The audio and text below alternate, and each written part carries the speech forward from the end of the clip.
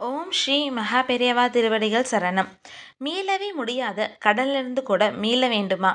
இந்த ஒரே ஒரு வழிபாடு மட்டும் செய்யுங்க போதும். இந்த உலகத்துல கடன் வாங்காதவர்கள் என எவருமே இருக்க மாட்டார்கள். அனைவரும் ஏதாவது ஒரு நேரத்துல யாரிடமாவது கடன் வாங்கும் அளவிற்கு சூழ்நிலைகள் உருவாகும். அந்த நேரத்துல கடன் வாங்காதவர்கள் யாராக இருந்தாலும் கடன் வாங்கியே ஆக வேண்டும் என்ற நிலை ஏற்பட்டிருக்கும். ஒரு சிலர் அந்த கடனை திருப்பி அடைத்து விடுவார்கள். நேரம் காலம் சரியில்லாதவர்கள் சிலர் அந்த கடனை அடக்க முடியாததால வாழ்க்கையில படாத பாடுபடுவாங்க. அப்படி கடலளவு இருக்கும் கடனை கூட கரைப்பதற்கு பிரதோஷ வழிபாடு சிறந்ததுங்க. அதிலும் திங்கட்கிழமை செய்யும் பிரதோஷ வழிபாடு இன்னும் சிறப்பு வாய்ந்ததாக இருக்குங்க. அதனால இந்த வீடியோ பதிவில் கடலளவு கடனை கூட காணாமல் போக செய்யும் பிரதோஷ வழிபாடு குறித்து தாங்க நம்ம பார்க்க போறோம். நாம் நம் கடன் அடைவதற்காக செய்யும் பிரதோஷ வழிபாடு செய்ய சோமவார பிரதோஷங்களில் வருகின்ற நாட்களில் காலையிலிருந்து பிரதோஷ விரதத்தை கடைபிடித்து வர வேண்டுங்க. ஆனால் உடல்நிலை சரியில்லாதவர்கள், வயதானவர்கள் போன்றவர்கள், விரதத்தை மேற்கொள்ள முடியாதவர்கள் இந்த விரதத்தை மட்டும் தவிர்த்து கொள்ளலாங்க. விரதம் இருப்பவர்கள் அன்றைய நாட்கள் முழுவதும் சாப்பிடாமல் விரதம் இருந்து மாலை நேரத்தில் சிவனுக்கு செய்ய வேண்டிய அபிஷேக பொருட்களை வாங்கி கொண்டு உங்கள் வீட்டின் அருகில் இருக்கும் சிவன் கோயிலுக்கு சென்று பிரதோஷ வழிபாட்டை செய்து சிவபெருமான மனதார வணங்க வேண்டுங்க. நாம் இப்படி பிரதோஷ நாட்களில் சிவபெருமானை வழிபடும் போது ஒரு ஸ்லோகத்தையும் சேர்த்து சொல்ல வேண்டுங்க அப்படின்னு சொல்லிட்டு கூட சாஸ்திரம் கூட சொல்லுதுங்க. இந்த ஸ்லோகத்தை நாம் பிரதோஷ வழிபாடு செய்யும் போது சொல்வதால் நமது வீட்டில் பணவரவு என்பது அதிகரித்து உங்களுக்கு இருக்கக்கூடிய கடன் பிரச்சனைகள் எல்லாம் காணாம போகும் அப்படின்னு கூட சொல்லுதுங்க.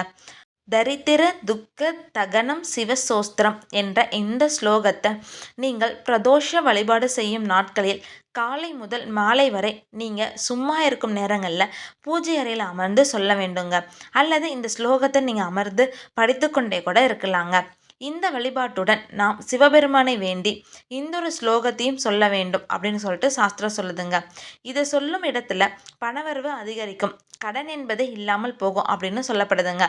அதனால நீங்க பிரதோஷ நாட்கள் செய்யும் வழிபாட்டுடன் இந்த ஸ்லோகத்தையும் சேர்த்து சொல்லுங்க. இந்த ஸ்லோகத்தின் பொருள் என்ன அப்படின்னா, தரித்திரம் துக்கம் போன்றவை உங்களை விட்டு விலகு வைக்கும் சிவமந்திரம் என்பதை இதோட பொருளுங்க.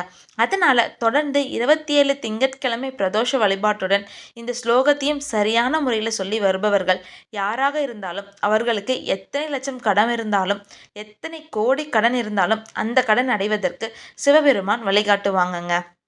நாம் கடன் அடைவதற்காக மேற்கொள்ளும் இந்த பிரதோஷ வழிபாட்டை சரியாக செய்து விட்டாலே போதுங்க. அதன் பலன் சற்று தாமதமாக கூட உங்களுக்கு கிடைக்கலாம். ஏனென்றால் நீங்கள் செய்த இந்த பரிகாரம் முதல்ல உங்களுக்கு இருக்கக்கூடிய கர்ம வினைகளை எல்லாம் குறைத்து அதன் பிறகு நீங்கள் எதற்காக இந்த பரிகாரத்தை செய்தீர்களோ அதற்கான பலனையும் சேர்த்து கொடுக்குங்க. அதனால நீங்க எப்பேற்பட்ட கர்ம வினை தாக்கத்தில் இருந்தாலும் கூட அதை அனைத்தையும் தவிடுபொடியாக்கி உங்கள் கடனை எளிதாக அடைத்து விடுங்க.